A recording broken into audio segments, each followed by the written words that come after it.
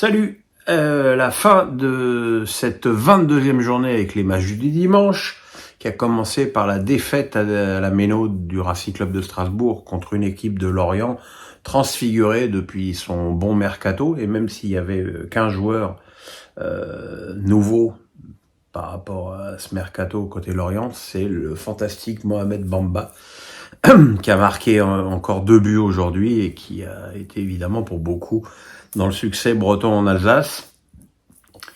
Côté strasbourgeois, le regret d'avoir donné 2 des 3 buts avec une mauvaise sortie aérienne de Bellarouche sur le premier et de Minguet qui fait n'importe quoi sur le troisième. Après, la domination strasbourgeoise a été très stérile. Voilà, 3e victoire consécutive pour les Merlus, 3e défaite consécutive pour le Racing, qui est pour l'instant toujours miraculeusement 10e, mais qui est maintenant plus qu'à 3 points du barragiste. Bon, il y a des équipes entre eux, mais enfin, il faut quand même faire attention. À 15h, au moins l'avantage de ces matchs de 15h, c'est qu'on connaît maintenant quasiment certainement les 2 équipes qui vont tomber en Ligue 2, c'est Metz et Clermont,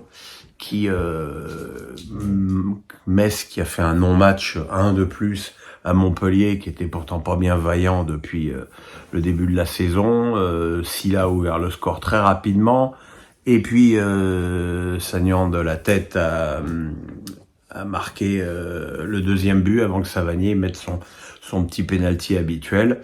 Voilà, ça fait du bien à une équipe de Montpellier qui se replace un petit peu, et Clermont a perdu plus largement que le score ne l'indique à Rennes, avec un doublé de Martin Terrier qui est évidemment pour beaucoup dans le renouveau breton, et un autre but et le premier but qui était marqué par Omari, qui lui va aussi beaucoup mieux depuis que Julien Stéphan est sur le banc. Et le 3e match, ça a été la surprise, quand on voit les derniers matchs au stade Louis II de Monaco, est-ce vraiment une surprise? La victoire de Toulouse à Monaco, avec un premier but de Sierro sur coup franc, sur lequel Keun est cataclysmique. Le 2e but de la tête de Logan Costa est plus joli. Akliouche avait égalisé dans un premier temps sur un but avec 3 contre, mais voilà, c'est une victoire logique pour une équipe de Toulouse qui a quand même fait 2 bons matchs cette semaine. Je les allume assez souvent pour aussi le dire quand c'est bien. Ils ont perdu de façon assez injuste à Benfica en Coupe d'Europe, et là ils remportent une 2e victoire consécutive à l'extérieur, qui leur permet eux aussi de souffler, parce que c'est une équipe qui a besoin de points pour assurer son maintien. À 17h, Reims-Lens.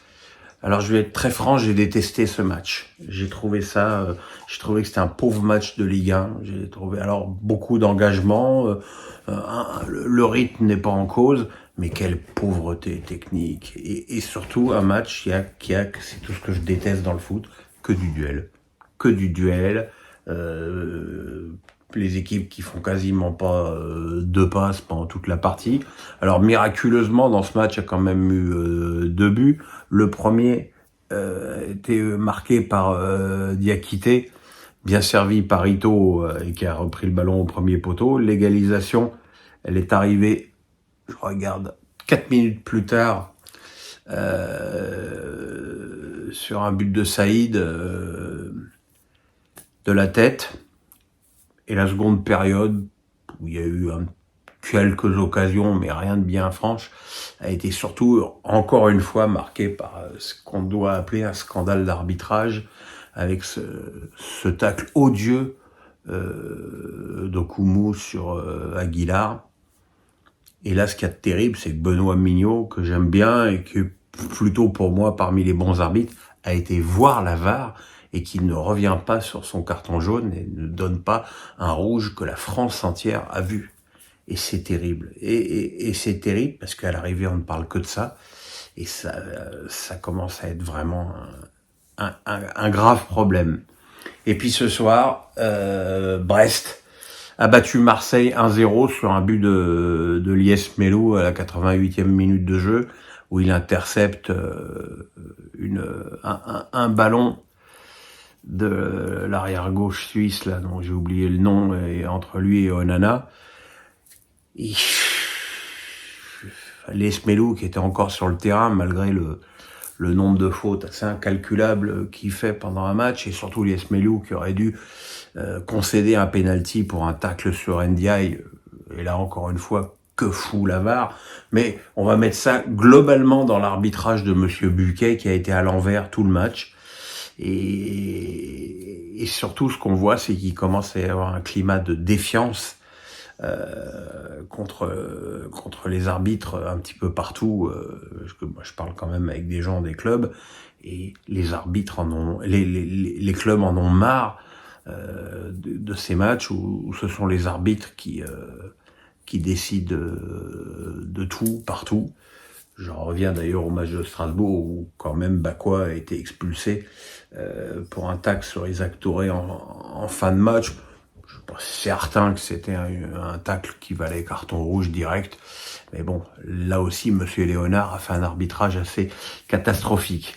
Les Brestois, je dirais qu'ils ont fait un match à la brestoise, avec beaucoup d'engagement, des belles occasions. Et malgré l'expulsion de Mounier pour un coup de coude totalement inutile sur Bellardi, ils ont continué à dominer contre une équipe de Marseille qui est affligeante à tous les niveaux. Et surtout, le mercato de cette équipe est catastrophique. Il y a donc ce fameux arrière-gauche suisse dont le nom ne m'est toujours pas revenu, qui n'est pas au niveau de la Ligue 1 quasiment. Onana, qui jouait même pas en Turquie. Comment un mec qui joue pas en Turquie peut être titulaire à l'OM tous les matchs? Faudra m'expliquer. Et qui joue à 2 à l'heure. Moumbagna, le déménageur devant, qui déménage même pas une chaise. Voilà, c'est terrible. Marseille n'a quasiment pas eu une occasion. Alors c'est vrai qu'il y a ce penalty non sifflé, mais sinon Marseille n'a pas une occasion, n'a pas construit quelque chose de propre. Et alors que Brest, par contre, a eu des occasions. Et voilà que Brest se retrouve maintenant 2e au classement avant d'aller à Strasbourg samedi prochain. Et c'est mérité parce que là, quand même, maintenant, on est à 12 matchs de la fin du championnat et être 2e.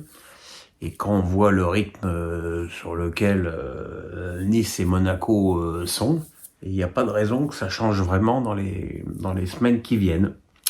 Voilà mes petits amis de la forêt, le pouce, on s'abonne et on se retrouve demain pour Face à Pierrot, où je répondrai à quelques questions sur Mbappé, pas aux 50 questions que j'ai eues sur Mbappé, mais j'en choisirai forcément quelques-unes parce que je tiens beaucoup à ce que cette vidéo soit le reflet de vos tendances.